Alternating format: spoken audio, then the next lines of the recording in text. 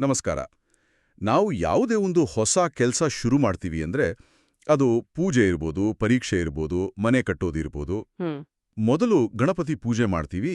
ಇದು ಯಾಕೆ? ಅಂದ್ರೆ ಬೇರೆಲ್ಲಾ ದೇವರಿಗಿಂತ ಮೊದಲು ಗಣಪತಿಗೆ ಯಾಕೆ ಮೊದಲ ಪೂಜೆ? ಇದೊಂದು ಸಂಪ್ರದಾಯನಾ ಅಥವಾ ಇದ್ರ ಹಿಂದೆ ಏನಾದರೂ ತರ್ಕ ಇದೆಯಾ? ಇದು ತುಂಬಾ ಬಹಳ ಆಳವಾದ ಪ್ರಶ್ನೆ. ಸಾಮಾನ್ಯವಾಗಿ ಇದೊಂದು ಪದ್ಧತಿ, ನಮ್ಮ ಹಿರಿಯರು ಹೇಳ್ಕೊಟ್ಟಿದ್ದಾರೆ ಅಂತಾನೆ ನಾವು ಪಾಲಿಸ್ತೀವಿ. ಹೌದು. ಆದ್ರೆ ಶಾಸ್ತ್ರಗಳನ್ನು ನೋಡಿದಾಗ ಇದರ ಹಿಂದೆ ಒಂದು ವ್ಯವಸ್ಥಿತವಾದ ಒಂದು ಏನಂತಾರೆ ದೇವತಾಶಾಸ್ತ್ರೀಯ ಕಾರಣಗಳ ಒಂದು ಜಾಲವೇ ಇದೆ. ಓ ಸರಿ, ಹಾಗಾದ್ರೆ ಇವತ್ತು ಆ ಜಾಲವನ್ನೇ ಸ್ವಲ್ಪ ಬಿಡಿಸಿ ನೋಡೋಣ. ನಮ್ಮ ಚರ್ಚೆಗೆ ಗಣಪತಿಯ ಸರ್ವೋಚ್ಚತೆ ಮತ್ತು ಕಾರ್ಯ ಅನ್ನೋ ಮೂಲ ಆಕಾರ ಆಧಾರ. ಖಂಡಿತ. ಇದರ ಸಹಾಯದಿಂದ ಗಣಪತಿಯನ್ನು ವಿಘ್ನಹರ್ತ ಅಂತ ಯಾಕೆ ಕರೀತಾರೆ ಮತ್ತೆ ಅವನ್ನ ಪ್ರಧಾನ ದೈವ ಅಂತ ಯಾಕೆ ಪರಿಗಣಿಸ್ತಾರೆ ಅನ್ನೋದನ್ನ ಅರ್ಥ ಮಾಡ್ಕೊಳ್ಳೋಣ. ಖಂಡಿತ. ಈ ಚರ್ಚೆ ಮುಗಿಯೋವಷ್ಟರಲ್ಲಿ ಗಣಪತಿ ಪೂಜೆ ಅನ್ನೋದು ಕೇವಲ ಒಂದು ಸಂಪ್ರದಾಯ ಅಲ್ಲ, ಅದೊಂದು ಕಾಸ್ಮಿಕ್ ಪ್ರೋಟೋಕಾಲ್, ಅಂದ್ರೆ ಬ್ರಹ್ಮಾಂಡದ ಒಂದು ನಿಯಮ ಅನ್ನೋದು ಸ್ಪಷ್ಟವಾಗ್ಬೋದು. ಹಾಗಾದ್ರೆ ಮೊದಲನೇ ಬಿರುದಿನಿಂದಲೇ ಶುರು ಮಾಡೋಣ. ವಿಘ್ನಹರ್ತ ಇದು ಗಣಪತಿಯ ಅತಿ ಪ್ರಸಿದ್ಧ ಹೆಸರು. ಹೌದು. ಆಕರಗಳ ಪ್ರಕಾರ ಅವನ ವಕ್ರತುಂಡ ಅನ್ನೋ ಹೆಸರಲ್ಲೇ ಈ ಶಕ್ತಿಯ ರಹಸ್ಯ ಅಡಗಿದೆ ಅಂತ ಹೇಳ್ತಾರೆ. ಅದು ಹೇಗೆ? ಇದು ಬಹಳ ಸ್ವಾರಸ್ಯಕರವಾಗಿದೆ. ವಕ್ರತುಂಡ ಅನ್ನೋ ಪದವನ್ನೇ ನಾವು ಒಡೆದು ನೋಡಿದ್ರೆ ಅದರ ಅರ್ಥ ಸ್ಪಷ್ಟವಾಗುತ್ತೆ. ವಕ್ರ ಅಂದ್ರೆ ಡೊಂಕಾದದ್ದು, ನೇರವಾಗಿ ಇಲ್ಲದ್ದು. ನಮ್ಮ ದಾರಿಗೆ ಅಡ್ಡ ಬರುವ ವಸ್ತು ನೇರವಾಗಿರಲ್ಲ ಅಲ್ವಾ, ಅದು ಅಡೆತಡೆಯನ್ನುಂಟು ಹೇಳುತ್ತೆ. ಹಾಗಾಗಿ ಶಾಸ್ತ್ರೀಯವಾಗಿ ವಕ್ರ ಅಂದ್ರೆ ವಿಘ್ನ ಅಥವಾ ಅಡೆತಡೆ. ಸರಿ, ವಕ್ರ ಅಂದ್ರೆ ಅಡೆತಡೆ. ಹಾಗಾದ್ರೆ ತುಂಡ ಅಂದ್ರೆ? ತುಂಡ ಅಂದ್ರೆ ಚೂರು ಮಾಡುವುದು, ಮುರಿಯುವುದು ಅಂತ. ಓ. ಸೊ ವಕ್ರತುಂಡ ಅಂದ್ರೆ ಡೊಂಕಾದದ್ದನ್ನು ಮುರಿಯುವವನು ಅಥವಾ ಅಡೆತಡೆಗಳನ್ನೇ ಪುಡಿಗಟ್ಟುವವನು ಅಂತ ನೇರ ಅರ್ಥ. ಆಕರಗಳದ್ದು ಹೇಳೋ ಹಾಗೆ ವಿಘ್ನಗಳನ್ನು ಹೋಗಲಾಡಿಸುವವನು. ವಾವ್! ಅಂದ್ರೆ ಅವನ ಹೆಸರು ಕೇವಲ ಒಂದು ಗುರುತಲ್ಲ, ಅದೊಂದು ಅವನ ಕೆಲಸದ ವಿವರಣೆ. It's is job description. Exactly, perfect ಆಗಿ ಹೇಳಿದ್ರಿ. ಆದ್ರೆ ಇಲ್ಲಿ ನಾವು ಮಾತಾಡ್ತಿರೋದು ನಮ್ಮ ದಿನನಿತ್ಯದ ಸಣ್ಣ ಪುಟ್ಟ ಸಮಸ್ಯೆಗಳ ಬಗ್ಗೆ ಮಾತ್ರ ಅಲ್ಲ ಅನ್ಸುತ್ತೆ. ಆಕರಗಳು ಇದನ್ನ ಇನ್ನೂ ಆಳವಾದ ತಾತ್ವಿಕ ಹಂತಕ್ಕೆ ತಗೊಂಡು ಹೋಗುತ್ತೆ ಅಲ್ವಾ? ಖಂಡಿತವಾಗಿಯೂ. ಇಲ್ಲಿ ವಕ್ರ ಅಂದ್ರೆ ಕೇವಲ ಹೊರಗಿನ ಅಡೆತಡೆಗಳಲ್ಲ. ತಾತ್ವಿಕವಾಗಿ ನೋಡಿದ್ರೆ ಮನುಷ್ಯನಿಗಿರುವ ಅತಿದೊಡ್ಡ ವಕ್ರ ಅಂದ್ರೆ ಅಡೆತಡೆ ಅದು ಮಾಯೆ. ಮಾಯೆ ಅಂದ್ರೆ ಅಜ್ಞಾನ. ಹೌದು, ಅಜ್ಞಾನ. ಈ ಪ್ರಪಂಚವೇ ಸತ್ಯ, ನಾನೇ ಈ ದೇಹ ಅನ್ನೋ ಭ್ರಮೆ ಇದೆಯಲ್ಲ, ಅದೇ ದೊಡ್ಡ ವಿಘ್ನ. ಅದು ನಮ್ಮನ್ನ ನಿಜವಾದ ಜ್ಞಾನದಿಂದ, ದೈವತ್ವದಿಂದ ದೂರ ಇಡುತ್ತೆ. ಅಂದ್ರೆ ನನ್ನ ಗಾಡಿ ಸ್ಟಾರ್ಟ್ ಆಗ್ದಿರೋದು ಒಂದು ವಿಘ್ನ ಆದ್ರೆ ನಾನ್ಯಾರು, ನಾನೇ ಕಿಲ್ಲಿದ್ದೀನಿ ಅನ್ನೋ ಪ್ರಶ್ನೆಗೆ ಉತ್ತರ ಸಿಗ್ದಿರೋದು ಇನ್ನೂ ದೊಡ್ಡ ವಿಘ್ನ. ನಿಖರವಾಗಿಯೂ. ವಕ್ರತುಂಡ ಎರಡನ್ನೂ ನಿವಾರಿಸ್ತಾನ? ಹೌದು. ಅವನು ಲೌಕಿಕ ಅಡೆತಡೆಗಳನ್ನ ನಿವಾರಿಸೋದರ ಜೊತೆಗೆ ಅಜ್ಞಾನ ಅನ್ನೋ ಆ ಮೂಲಭೂತ ಆಧ್ಯಾತ್ಮಿಕ ಅಡೆತಡೆಯನ್ನೂ ನಿವಾರಿಸ್ತಾನೆ. ಇದೇ ಅವನ ವಿಘ್ನಹರ್ತ ಅನ್ನೋ ಬಿರುದಿನ ನಿಜವಾದ ಆಳ. ಓಕೆ, ಈ ಮಾಯೆಯಂತಹ ದೊಡ್ಡ ಕಾಸ್ಮಿಕ್ ಮಟ್ಟದ ಅಡೆತಡೆಯನ್ನು ಗಣಪತಿ ನಿವಾರಿಸ್ತಾನೆ ಅನ್ನೋದಕ್ಕೆ ಆಕರಗಳಲ್ಲಿ ಏನಾದರೂ ಕಥೆ ದೃಷ್ಟಾಂತ ಇದೆಯಾ? ಇದೆ, ಖಂಡಿತ ಇದೆ. ಇದಕ್ಕಾಗಿಯೇ ಸೃಷ್ಟಿಯ ಆರಂಭದ ಕಥೆಯನ್ನೇ ವಿವರಿಸ್ತಾರೆ. ಇದು ಗಣಪತಿಯ ಪಾತ್ರವನ್ನು ಸ್ಪಷ್ಟವಾಗಿ ಸ್ಥಾಪಿಸುತ್ತೆ. ಕಥೆಯ ಪ್ರಕಾರ ನಾರಾಯಣನ ನಾಭಿಕಮಲದಿಂದ ಬ್ರಹ್ಮನು ಅಂದ್ರೆ ಆಕರಗಳಲ್ಲಿ ವಾಗೀಶುಡ ಅಂತ ಹೇಳಿದ್ದಾರೆ. ಅವನು ಹುಟ್ಟಿ ಸೃಷ್ಟಿ ಕಾರ್ಯ ಆರಂಭಿಸಲು ಮುಂದಾಗ್ತಾನೆ. ಆದರೆ ಅವನಿಗೆ ಶುರು ಮಾಡಕ್ಕೆ ಆಗಲ್ಲ. ಸೃಷ್ಟಿಕರ್ತನಿಗೆ ಸಮಸ್ಯೆನ? ಯಾವ ತರಹದ ವಿಘ್ನಗಳು? ಆಕರಗಳು ಹೇಳೋ ಪ್ರಕಾರ ಅಸಂಖ್ಯಾತ ವಿಘ್ನಗಳು. ಅದನ್ನ ಜ್ಞಾನ ಪ್ರತಿಬಂಧಕಾಹ ಅಂತ ಕರೀತಾರೆ. ಜ್ಞಾನ ಪ್ರತಿಬಂಧಕ? ಹೌದು. ಅಂದ್ರೆ ಜ್ಞಾನಕ್ಕೆ ಅಡ್ಡಿಪಡಿಸುವ ತಡೆಗಳು. ಇದು ಒಂದು ವಿಷಯ ಕಲಿಯುವಾಗ ಆಗೋ ಸಣ್ಣ ಕಷ್ಟದಿಂದ ಹಿಡಿದು ಇಡೀ ಬ್ರಹ್ಮಾಂಡವನ್ನೇ ಸೃಷ್ಟಿಸೋ ಜ್ಞಾನಕ್ಕೆ ಅಡ್ಡಿಯಾಗುವ ಮಹಾವಿಘ್ನಗಳವರೆಗೆ ಎಲ್ಲವನ್ನೂ ಒಳಗೊಂಡಿತ್ತು. ಬ್ರಹ್ಮನಿಗೆ ಏನು ಮಾಡಬೇಕು ಅಂತಾನೆ ತೋಚದ ಸ್ಥಿತಿ. ಆಗ ಬ್ರಹ್ಮ ಏನ್ ಮಾಡಿದ್ರು? ಪರಿಹಾರಕ್ಕಾಗಿ ಬ್ರಹ್ಮ ಮೂಲನಾದವಾದ ಓಂ ಅನ್ನ ಜಪಿಸಲು ಶುರು ಮಾಡ್ದ. ಆಗ ಅದ್ರಿಂದ ಒಂದು ಪ್ರಚಂಡವಾದ ಬೆಳಕಿನ ಪುಂಜ, ಕಾಂತಿಪುಂಜಮಂತಾರೆ, ಅದು ಹುಟ್ಟುಕೊಂಡಿತ್ತು. ಆ ಬೆಳಕಿನ ಮಧ್ಯದಿಂದ ಆನೆಯ ಮುಖ, ಕೋಟಿ ಸೂರ್ಯರ ಪ್ರಕಾಶ ಇರೋ ಗಣಪತಿ ವಕ್ರತುಂಡ ರೂಪದಲ್ಲಿ ಪ್ರತ್ಯಕ್ಷನಾದ. ಅಬ್ಬಾ! ಅಂದ್ರೆ ಸೃಷ್ಟಿಯ ಮೊದಲ ಸಮಸ್ಯೆಗೆ ಉತ್ತರವಾಗಿ ಗಣಪತಿ ಅವತರಿಸಿದ್ದು. ಹೌದು. ನಂತರ ವಕ್ರತುಂಡ ಕಂಗಾಲಾಗಿದ್ದ ಬ್ರಹ್ಮನಗೆ ಸೃಷ್ಟಿ ಕಾರ್ಯವನ್ನು ಯಾವುದೇ ಅಡೆತಡೆಯಿಲ್ಲದೆ ಪೂರ್ಣಗೊಳಿಸಲು ಬೇಕಾದ ಒಂದು ಶಕ್ತಿಶಾಲಿ ಮಂತ್ರವನ್ನ ಉಪದೇಶಿಸಿದ. ಅದು ಯಾವ ಮಂತ್ರ?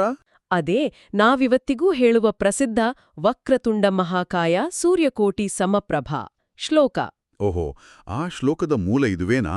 ಅದರಲ್ಲಿ ಬರುವ ನಿರ್ವಿಘ್ನಂ ಕುರುಮೇ ದೇವ ಸರ್ವಕಾರ್ಯೇಷು ಸರ್ವದಾ ಅನ್ನೋ ಸಾಲು ಈಗ ಸಂಪೂರ್ಣವಾಗಿ ಅರ್ಥ ಆಗ್ತಿದೆ. ಹೌದು. ನನ್ನ ಎಲ್ಲಾ ಕೆಲಸಗಳನ್ನು ಯಾವಾಗಲೂ ವಿಘ್ನಗಳಿಲ್ದೆ ಮಾಡು ಅಂತ ಬ್ರಹ್ಮನೇ ಗಣಪತಿಯನ್ನು ನೇರವಾಗಿ ಕೇಳಿಕೊಂಡ ಪ್ರಾರ್ಥನೆ ಅದು. ಹೌದು. ಸೃಷ್ಟಿಯ ಮೊದಲ ಕಾರ್ಯವೇ ಗಣಪತಿಯ ಅನುಗ್ರಹದಿಂದ ನಿರ್ವಿಘ್ನವಾಗಿ ನಡೀತು. ಇದು ಅವನನ್ನ ಯಾಕೆ ವಿಘ್ನಹರ್ತ ಅಂತ ಕರೀತಾರೆ ಅನ್ನೋದಕ್ಕೆ ಇರುವ ಅತ್ಯಂತ ಬಲವಾದ ಪೌರಾಣಿಕ ಆಧಾರ. ಬ್ರಹ್ಮನ ಕತೆ ಅವನನ್ನು ವಿಘ್ನ ನಿವಾರಕ ಅಂತ ಸ್ಪಷ್ಟವಾಗಿ ಸ್ಥಾಪಿಸ್ತಿದೆ. ಆದ್ರೆ ಇದು ನನ್ನನ್ನ ಇನ್ನೊಂದು ದೊಡ್ಡ ಪ್ರಶ್ನೆಗೆ ತಂದಿಳಿಸ್ತಿದೆ. ಹೇಳಿ. ಬ್ರಹ್ಮನಂತಹ ಸೃಷ್ಟಿಕರ್ತನಿಗೆ ಸಹಾಯ ಮಾಡುವನ ಸ್ಥಾನ ಎಂತಹುದು? ಇದು ಕೇವಲ ಸಹಾಯ ಮಾಡೋದಕ್ಕಷ್ಟೇ ಸೀಮಿತನಾ, ಅಥವಾ ಅವನ ಸ್ಥಾನಮಾನ ಇನ್ನೂ ದೊಡ್ಡದಿದೆಯಾ? ಆಕರಗಳು ಅವನನ್ನು ಪ್ರಧಾನ ದೈವ ಅಂತಾನೂ ಕರಿತಾವಲ್ಲ? ನೀವು ಸರಿಯಾದ ಪಾಯಿಂಟ್ ಹಿಡಿದಿದ್ದೀರಿ. ಇದು ಕೇವಲ ಸಹಾಯ ಮಾಡೋದಲ್ಲ. ಆಕರಗಳು ಮುಂದಿಡುವ ವಾದ ಇನ್ನೂ ಬಲವಾಗಿದೆ. ಅವು ಏನ್ ಹೇಳುತ್ತೆ ಅಂದ್ರೆ, ಏನು? ಗಣಪತಿಯನ್ನು ಮೊದಲು ಪೂಜಿಸದೆ ಬೇರೆ ಯಾವುದೇ ದೇವರನ್ನು ಪೂಜಿಸಿದರೆ ಸಿದ್ಧಿ ಸಿಗುವುದಿಲ್ಲ. ಅಂದ್ರೆ ಯಶಸ್ಸು ಅಥವಾ ಆ ಪೂಜೆಯ ಪೂರ್ಣಫಲ ದೊರೆಯುವುದಿಲ್ಲ. ಒಂದು ನಿಮಿಷ, ಇದು ಬಹಳ ದೊಡ್ಡ ಹೇಳಿಕೆ. ಅಂದ್ರೆ ಬೇರೆ ದೇವರು ಪೂಜೆಯ ಫಲ ಸಿಗ್ಬೇಕಂದ್ರೂ ಗಣಪತಿ ಅನುಮತಿ ಬೇಕು ಅಂತಾಯ್ತಾ? ಹೌದು, ಒಂದು ರೀತು ಹಾಗೆ. ಇದು ಸಂಘರ್ಷದ ಪ್ರಶ್ನೆಯಲ್ಲ. ಬದಲಿಗೆ ಇದೊಂದು ದೇವತಾಶಾಸ್ತ್ರೀಯ ಕ್ರಮ, ಒಂದು ಥಿಯೋಲಾಜಿಕಲ್ ಹೈರಾರ್ಕಿ. ಓಕೆ. ಇನ್ನೊಂದು ಮುಖ್ಯವಾದ ಅಂಶ ಏನಂದ್ರೆ, ಬೇರೆ ದೇವರನ್ನು ಪೂಜಿಸದೆ ಕೇವಲ ಗಣಪತಿಯನ್ನು ಪೂಜಿಸಿದ್ರೂ ಸಿದ್ಧಿ ಲಭಿಸುತ್ತದೆ ಅಂತನೂ ಹೇಳಲಾಗಿದೆ. ಓ, ಅಂದ್ರೆ ಬೇರೆ ದೇವತೆಗಳ ಪೂಜೆಯ ಫಲ ಗಣಪತಿಯನ್ನು ಅವಲಂಬಿಸಿದೆ, ಆದ್ರೆ ಗಣಪತಿಯ ಪೂಜೆ ಸ್ವತಂತ್ರ. ನಿಖರವಾಗಿ. ಈ ವಾದವನ್ನು ಸಮರ್ಥಿಸಲು ಬೇರೆ ದೇವತೆಗಳೇ ಅವನನ್ನು ಪೂಜಿಸಿದ ಉದಾಹರಣೆಗಳು ಇವೆಯಾ ಆಕರಗಳಲ್ಲಿ? ಖಂಡಿತ ಇವೆ. ಅವನ ಶ್ರೇಷ್ಠತೆಯನ್ನ ತೋರ್ಸಲು ಅನೇಕ ಉದಾಹರಣೆಗಳನ್ನ ಕೊಟ್ಟಿದ್ದಾರೆ. ವಾಗೀಶಾದ್ಯಾಹ ಸುಮನಸಃ ಅನ್ನೋ ಶ್ಲೋಕದ ಪ್ರಕಾರ ಬ್ರಹ್ಮ, ಸರಸ್ವತಿ ಮತ್ತು ಉಳಿದ ಎಲ್ಲಾ ದೇವತೆಗಳು ತಮ್ಮ ಯಾವುದೇ ಕೆಲಸ ಶುರು ಮಾಡೋ ಮೊದ್ಲು ಗಣಪತಿಯನ್ನೇ ಪೂಜಿಸ್ತಾರೆ. ಬ್ರಹ್ಮನೇ ಪೂಜಿಸ್ತಾನೆ ಎಂದ ಮೇಲೆ ಬೇರೆ ಪ್ರಶ್ನೆಯೇ ಇಲ್ಲ. ಅಷ್ಟೇ ಅಲ್ಲ, ಅವನನ್ನು ವಿಧಿ ಅಂದ್ರೆ ಬ್ರಹ್ಮ, ಮಾರ್ತಾಂಡ ಅಂದ್ರೆ ಸೂರ್ಯ, ಚಂದ್ರ, ಇಂದ್ರ ಮತ್ತು ಉಪೇಂದ್ರ ಅಂದ್ರೆ ವಿಷ್ಣು, ಈ ಎಲ್ಲಾ ಪ್ರಮುಖ ದೇವತೆಗಳು ಪೂಜಿಸ್ತಾರೆ. ವಂದಿತ ಅಂತ ಸ್ಪಷ್ಟವಾಗಿ ಹೇಳಲಾಗಿದೆ. ಹಾಗಾದ್ರೆ ಅವನು ಎಲ್ಲರಿಂದಲೂ ಪೂಜಿಸಲ್ಪಡುವವನು. ಇದಕ್ಕಿಂತಲೂ ಒಂದು ಸ್ಪಷ್ಟವಾದ ಬಿರುದು ಅವನಿಗಿದೆ. ಗಣಪತಿಯ ಅಷ್ಟೋತ್ತರ ಶತನಾಮಗಳಲ್ಲಿ, ಅಂದ್ರೆ ಅವನ 108 ಹೆಸರುಗಳಲ್ಲಿ ಒಂದು ಹೆಸರು ಸುರಾಧ್ಯಕ್ಷಾಯ. ಸುರಾಧ್ಯಕ್ಷಾಯ ಅಂದ್ರೆ? ಅದರ ನೇರವಾದ ಅರ್ಥ ದೇವತೆಗಳ ಅಧ್ಯಕ್ಷ. ದೇವತೆಗಳ ಅಧ್ಯಕ್ಷ, president of the gods. Wow! ಇದು ಅವನ ಸ್ಥಾನವನ್ನ ಎಲ್ಲರಿಗಿಂತ ಮೇಲೆ ನಿಲ್ಲಿಸುತ್ತೆ. ಹೌದು. ಅವನು ಕೇವಲ ಅಡೆತಡೆ ನಿವಾರಣಾ ವಿಭಾಗದ ಮುಖ್ಯಸ್ಥನಲ್ಲ, ಇಡೀ ದೈವಿಕ ಸಂಸ್ಥೆಯ ಚೇರ್ಮನ್ ಇದ್ದಾಗೆ. ಹಾ, ಬಹಳ ಚೆನ್ನಾಗಿ ಹೋಲಿಸಿದ್ರಿ. ಆ ಚೇರ್ಮನ್ ಸ್ಥಾನಕ್ಕೆ ಇನ್ನೊಂದು ಆಯಾಮ ಕೂಡ ಇದೆ, ಅದು ಜ್ಞಾನ. ಜ್ಞಾನ? ಹೌದು. ಅವನನ್ನು ಎಲ್ಲಾ ವಿದ್ಯೆಗಳಿಗೂ ಗುರು ಅಂತ ಕರೆಯಲಾಗಿದೆ. ಇದು ಬಹಳ ಮುಖ್ಯವಾದ ಅಂಶ ಅಲ್ವಾ? ಯಾಕಂದ್ರೆ ಯಾವುದೇ ಕೆಲಸ ಯಶಸ್ವಿ ಆಗ್ಬೇಕಂದ್ರೆ ಅಡೆತಡೆಗಳು ಹೋಗಬೇಕು, ಜೊತೆಗೆ ಆ ಕೆಲಸ ಮಾಡಕ್ ಬೇಕಾದ ಜ್ಞಾನನೂ ಇರಬೇಕು. ಎಕ್ಸಾಕ್ಟ್ಲಿ. ಈ ಎರಡೂ ಅವನಲ್ಲೇ ಇದೆ ಅಂತಾಯ್ತು. ವೇದವ್ಯಾಸರ ಕಥೆ ಇದಕ್ಕೆ ಅತ್ಯುತ್ತಮ ಉದಾಹರಣೆ.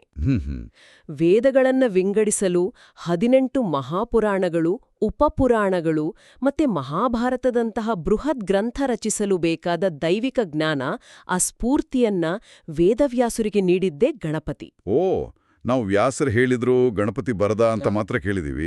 ಅದೇ ಆ ಜ್ಞಾನದ ಮೂಲ ಪ್ರೇರಣೆಯೇ ಗಣಪತಿ. ಹೌದು. ಒಂದು ನಿಮಿಷ, ನನ್ನ ತಲೆಯಲ್ಲಿ ಒಂದು ಯೋಚನೆ ಬರ್ತಿದೆ.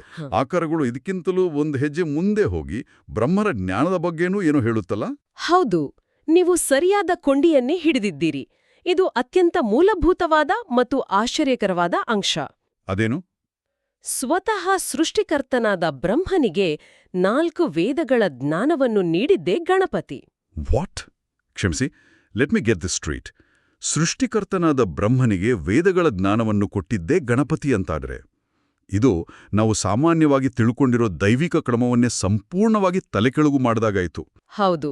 ಇದೇ ಕಾರಣಕ್ಕೆ ಅವನು ಪ್ರಧಾನ ದೈವ. ಅವನು ಕೇವಲ ದೇವತೆಗಳ ಅಧ್ಯಕ್ಷನಲ್ಲ, ಬ್ರಹ್ಮಾಂಡದ ಮೂಲಜ್ಞಾನದ ಸ್ರೋತವೇ ಅವನು. ಅದ್ಭುತ. ಅದಕ್ಕಾಗಿಯೇ ಕಾವ್ಯಕಂಠ ಗಣಪತಿ ಮುನಿಗಳ ಮಾತನ್ನು ಉಲ್ಲೇಖಿಸುತ್ತಾರೆ. ಯಾರು ಜಗತ್ತಿನಲ್ಲಿ ಗಣಪತಿಯನ್ನು ಮರೆಯುತ್ತಾರೋ ಅವರು ದುಃಖದಲ್ಲಿ ಮುಳುಗಿರುತ್ತಾರೆ ಅಂತ. ಅವನನ್ನು ಮರೆಯುವುದು ಅಂದ್ರೆ ಯಶಸ್ಸಿಗೆ ಬೇಕಾದ ಮೂಲ ಜ್ಞಾನ ಮತ್ತು ಶಕ್ತಿ ಎರಡನ್ನೂ ಮರೆತ ಹಾಗೆ. ಹಾಗಾದ್ರೆ ಇವತ್ತಿನ ನಮ್ಮ ಚರ್ಚೆಯಿಂದ ಸ್ಪಷ್ಟವಾಗೋದೇನೆಂದ್ರೆ, ಗಣಪತಿಗೆ ಮೊದಲ ಪೂಜೆ ಸಲ್ಲೋದು ಕೇವಲ ಒಂದು ಸಂಪ್ರದಾಯ ಅಲ್ಲ, ಇದೊಂದು ಕಾಸ್ಮಿಕ್ ಪ್ರೋಟೋಕಾಲ್. ಹೌದು. ಬ್ರಹ್ಮಾಂಡದ ಒಂದು ಆಪರೇಟಿಂಗ್ ಸಿಸ್ಟಮ್ನ ಅಡ್ಮಿನಿಸ್ಟ್ರೇಟರ್ ಗಣಪತಿ ಇದ್ಹಾಗೆ. ಅವನ ಅನುಮತಿ ಇಲ್ಲದೆ ಯಾವುದೇ ಪ್ರೋಗ್ರಾಂ ರನ್ ಆಗಲ್ಲ. ಅತ್ಯುತ್ತಮವಾಗಿ ಸಂಕ್ಷಿಪ್ತಗೊಳಿಸಿದಿರಿ. ಅವನು ಕೇವಲ ತಾತ್ಕಾಲಿಕ ಭೌತಿಕ ಸಮಸ್ಯೆಗಳನ್ನು ನಿವಾರಿಸುವ ಟ್ರಬಲ್ ಶೂಟರ್ ಅಲ್ಲ. ಅವನು ಅಜ್ಞಾನವೆಂಬ ಮೂಲಭೂತ ವೈರಸ್ ಅನ್ನು ತೆಗೆದುಹಾಕಿ ಎಲ್ಲಾ ಜ್ಞಾನದ ಮಾಸ್ಟರ್ ಕೀಯನ್ನು ಹೊಂದಿರುವವನು. ಈ ಕಾರಣದಿಂದಾಗಿಯೇ ಯಾವುದೇ ಲೌಕಿಕ ಅಥವಾ ಆಧ್ಯಾತ್ಮಿಕ ಕಾರ್ಯದ ಯಶಸ್ಸಿಗೆ ಅವನ ಪೂಜೆ ಅನಿವಾರ್ಯವಾಗುತ್ತೆ. ಈ ಚರ್ಚೆಯ ನಂತರ ನಮ್ಮ ಕೇಳುಗರು ಚಿಂತಿಸಲು ಒಂದು ಅಂತಿಮ ಆಲೋಚನೆಯನ್ನು ನೀಡಬಹುದೇ? ಖಂಡಿತ. ಆಕರಗಳು ವಿಘ್ನಗಳನ್ನು ಸಣ್ಣ ಪುಟ್ಟ ಕಷ್ಟಗಳಿಂದ ಹಿಡಿದು ಮಾಯೆಯಂತಹ ದೊಡ್ಡ ತಾತ್ವಿಕ ಅಡೆತಡೆಗಳವರೆಗೆ ವಿವರಿಸುತ್ತವೆ. ಹಾಗಾದ್ರೆ ಒಂದು ಪ್ರಶ್ನೆ ಏಳುತ್ತೆ. ಏನು?